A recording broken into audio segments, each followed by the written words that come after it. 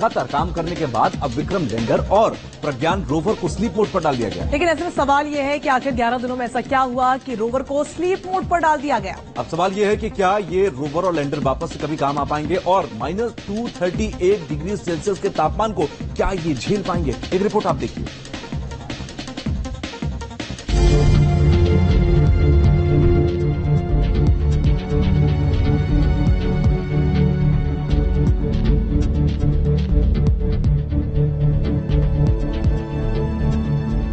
चांद पर छा रहा अंधेरा, 3 दिन बाद चांद को घेर लेगी काली अंधेरी रात। सवाल यह है कि अब रोवर प्रज्ञान का क्या होगा। आखिर वैज्ञानिकों ने रोवर को स्लिप मोड में क्यों डाला। क्या रात के अंधेरे में चांद पर आ रहा है कोई तूफान।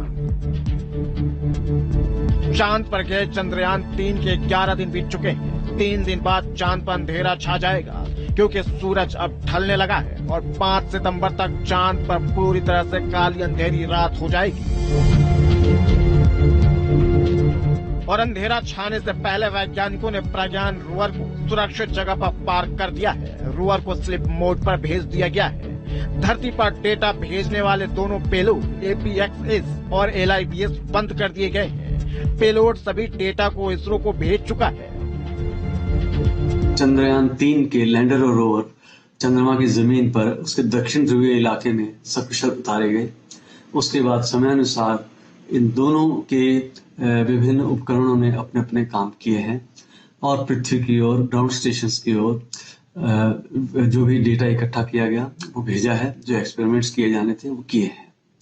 तो ये बहुत ही अब तक संतोषजनक बात है।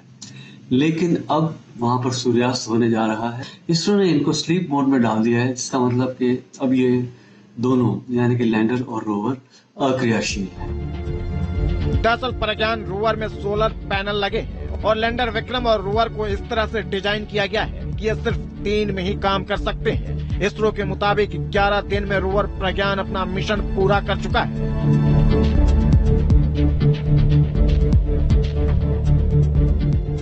चांद पर रोवर प्रज्ञान के लिए अब सबसे मुश्किल समय है। अगले 14 दिन रोवर को कई मुसीबतों को झेलना पड़ेगा। सवाल यह है कि रात के अंधेरे में गिरते तापमान को रोवर झेल पाएगा। 14 दिन बाद क्या रोवर फिर से एक्टिव हो पाएगा। चांद पर पृथ्वी की तरह 24 घंटे बाद फिर से सूरज नहीं निकलेगा, बल्कि चांद पर धरती की 14 दिन के बराबर एक दिन होता है।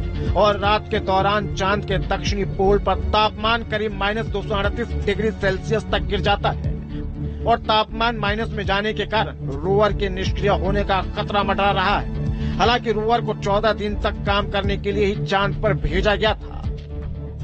इसरो को आशा है कि शायद इंस्ट्रूमेंट्स काम करेंगे।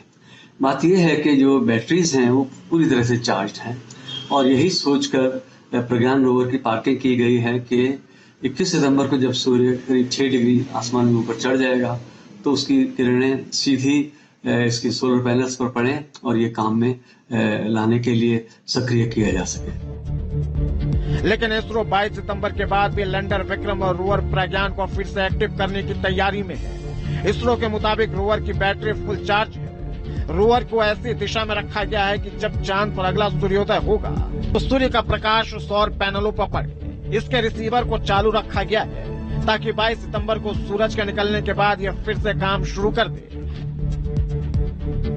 हालांकि यह सिर्फ एक प्रयास होगा क्योंकि धरती पर भी ज्यादा ठंड वाले बर्फीले इलाके में इलेक्ट्रॉनिक हथियार या सामान के पार्ट्स काम करने बंद कर देते हैं। और इसरो ने एक बयान जारी कर कहा है कि अगर 22 सितंबर को रोवर एक्टिव नहीं होता है तो वो चांद पर भारत का एम्बेसडर बनकर वहां हमेशा रहेगा।